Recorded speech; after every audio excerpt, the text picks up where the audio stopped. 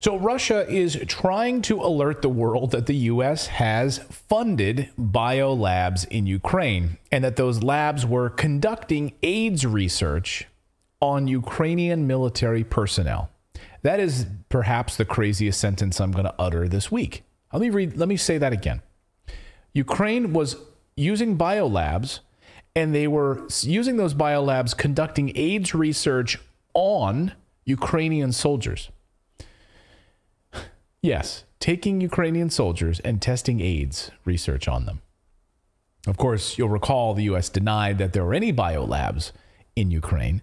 The Department of Defense even called it Russian propaganda at the time and laughed in a reporter's face for even asking this question, you smug son of a bitch. This is exactly what John Kirby did when a reporter had the gall to ask about these biolabs that are listed on the State Department's website. But it's all Russian propaganda, he said. Watch. And on this issue of military biological labs in Ukraine that the Russians keep raising, can you basically explain to us what type of relationship, if any, there was between the Pentagon and the Ukrainian side on any biological labs? When was the last cooperation? And what do you have to say about these Russian accusations? The Russian accusations are absurd. They're laughable. And, you know, in the words of my Irish Catholic grandfather, a bunch of malarkey. There's nothing to it. It's classic Russian propaganda. And I wouldn't, if I were you, I wouldn't give it a drop of ink worth paying attention to. Yeah, but can you explain to us has there been any relationship between the Pentagon? We are not developing biological or chemical weapons inside Ukraine. It's not happening. Yeah. Thanks, John. Go ahead. Don't even print any stories about it. Don't just waste your. Don't even print any stories about it. Don't waste any ink on it at all. It's just total malarkey. Well, we know that was a lie. And we now know, of course, the biolabs, thanks to Victoria Nuland, came out in congressional testimony from the State Department, admitted this to Congress. She had to because it was on the State Department's website. It was on the State Department and embassy websites that there's biolabs. We knew that it was out there. We knew that I mean, you can't hide this stuff. But they tried to. But Victoria Nuland came out and admitted it. Watch. I only have a minute left. Let me ask you. Does Ukraine have chemical or biological weapons?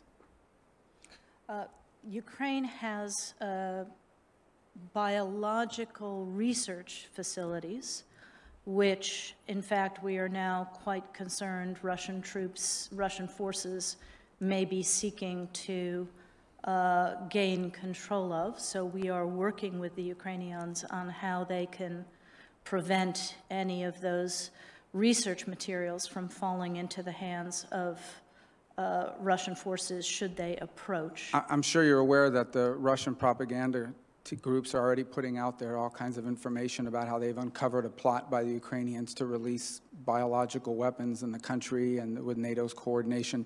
If there's a biological or chemical weapon incident or attack inside of Ukraine, is there any doubt in your mind that 100% it would be the Russians that would be behind it?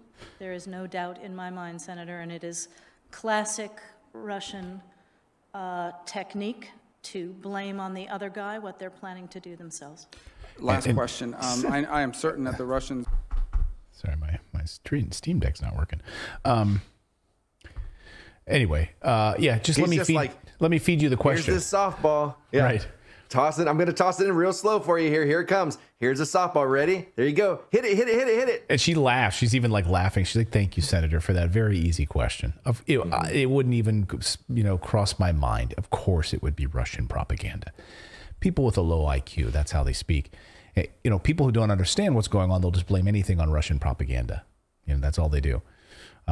It's the easiest way out because then it shuts down conversation. Intelligent people don't talk like that. So her worry when the war started was that Russian troops would gain control of these labs and gain access to resources, she said. Meaning she was prepping us for Russia to see these things and that when they say it, we should preemptively know that this would be disinformation. Well, Russia has gained access now. And these areas are in Russian control. And wouldn't you know it, we're learning some things. And they can deconstruct these labs on their own. And they say that they have. The labs were in Luhansk through a company called Farm Biotest. Now, I want to say that Mike Jones, our friend Mike Jones from Iowa Gray, has seen these labs and spoken to Ukrainians who confirmed to him that people in this region were being experimented on. Confirmed this. We have seen this footage. We have seen the footage, but we will leave it to him to show it when he's good and ready. And we encourage you to follow what he does in his great reporting. So, Russian Lieutenant General Igor Kirillov presented Ukrainian language documents referring to HIV infection studies that began in 2019. The list of targeted groups shows service members alongside prisoners, drug addicts, and other patients at high risk of infection. Now, these documents show that what Newland said, that the U.S. was trying to relocate personnel and move biological materials out of Ukraine into Poland, the Baltic states, and Central Asia as the Russian troops advanced in Ukraine during the special operation. They also show, these documents show, that the United States was working on coronavirus since 2015. And they published this document. Notice this refers to if any experiments proposed for AIM-1 result in a virus with phenotype of enhanced pathology and transmissibility, growth of more than 10, blah, blah, blah, blah, blah. Notice this refers to the NIH funding, the last sentence there. No NIH funding can be used to perform such experiments until these experiments had been approved by the NIAID. So notice this refers to NIH funding, which Dr. Fauci says he knew nothing about, because it wasn't happening on his continent, right? It's happening over there. Plausible deniability. According to Krylyov, the Russian military has recovered more than 20,000 documents and other materials related to the biological programs in Ukraine. While interviewing eyewitnesses and participants, Russia asked the United Nations to investigate this, but the UN is just not that into that idea, of course. So they said, no, thank you. Now, remember in October when they asked, Russia went to the United Nations and said, hey, all these biolabs that they had first denied existed, then they acknowledged they existed. We want to know what they were actually doing there. Were they doing military biological activities? We want to know. And by the way, China asked as well. We want to know what the U.S. is doing with these biolabs in Ukraine, because there's been some disturbing reports coming out. And the UN said, nah, we're not going to vote to allow that to happen. We're not going to investigate. It's also funny because how often do we talk about how corrupt the Ukrainian government is? It's like one of the most corrupt governments in Europe, right? Yep. So we've pointed that out. So think about that. They have this information. Mm-hmm. So could it be, and this is just spitballing, that Zelensky had that information and is using that and saying, hey, I'll release this if you don't give us billions of dollars, if you don't give us weapons, you know, because like blackmail. Blackmail. Because Biden was involved in some of the labs too, Hunter, and you know there was some money changing hands there. So we're gonna get to that. Yeah, I mean, it's interesting. I mean, possibly we've seen documents though, and we'll get to that in a minute, that show Zelensky was asking for documents to be destroyed that related to Hunter Biden. So how complicit were, you know, and maybe this was early on, so we knew we're going to get tons of money from the United States. I've got to destroy these Hunter Biden relationship documents and all of that. So I'll go along. But look, here's the thing. You're right. If you're in this situation, you know you've got like backup hard drives, you've got backup thumb drives, you've got backup stuff, you're burning documents or whatever, but you've got the goods somewhere hidden that in case you need it, like blackmail, you could pull it out. Yeah, they're not going to lose their advantage. Right. So last October, Russia filed an official complaint over alleged U.S.-backed biological activities in Ukraine and requested a United Nations probe into the matter, but then the UN Security Council said, nah, rejected it. Rejected Moscow's proposal. The U.S., of course, voted against it. The U.K. voted against it, and so did France. Because we're all about transparency, right? So why would they do this? If they were really interested in preventing future pandemics, isn't an investigation in everyone's interest? But of course, they would want to cover this up. And this, of course, goes all the way to the top, right to President Biden himself and his son, Hunter Biden. As we recently reported on Redacted, back in 2014, a firm by the name of Meta Biota, which specializes in detecting, tracking, and analyzing potential disease outbreaks, signed an $18.4 million federal contract as a subcontractor for Black & Veatch in Georgia, the country of Georgia, and Ukraine. Meta Biota was started with the help from President Joe Biden's son, Hunter Biden, and his investment firm, Rosemont Seneca Technology Partners, which he founded alongside John Kerry's stepson in 2009. Then, surprisingly, when all of this started smelling bad, the top Ukrainian prosecutor started to look into this. Like something's not sitting right here. Like, why is the vice president's son on the board of a Ukrainian company? And by the way, what the hell are they doing in these bio labs? Interesting.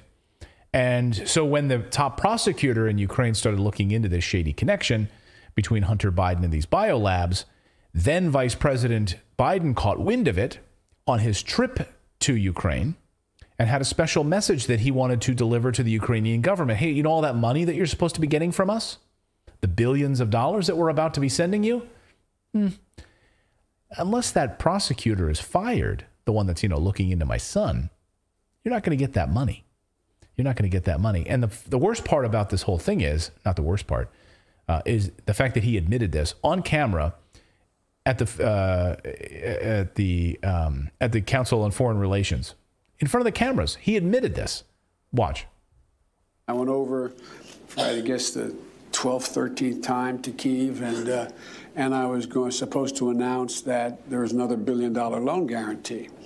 And I had gotten a commitment from Poroshenko and from Yatsenyuk that they would take action against the state prosecutor, and they didn't.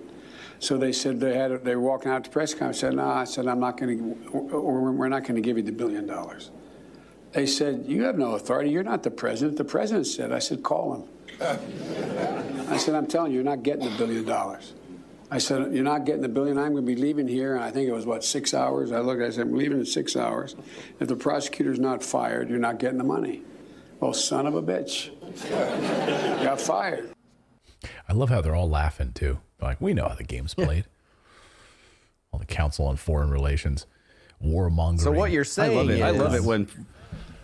I personally find it hilarious when people abuse their power and authority to ruin the lives of somebody that's just doing their freaking job. Right. It's hilarious to me. Like a top prosecutor who's looking into this. By the way, the United States wouldn't look into it. In fact, the FBI in the United States buried the laptop story. So think about this. Ukraine, the most corrupt government in Europe, their prosecutors actually started to look into this. And we had him fired. In the United States, we covered up the story. The FBI covered it up. The deep state. Well, that's what I was going to say.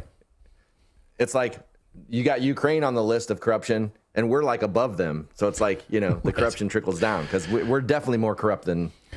Right. They're following the leader. Right. So in February of last our corruption. Sorry. Go ahead.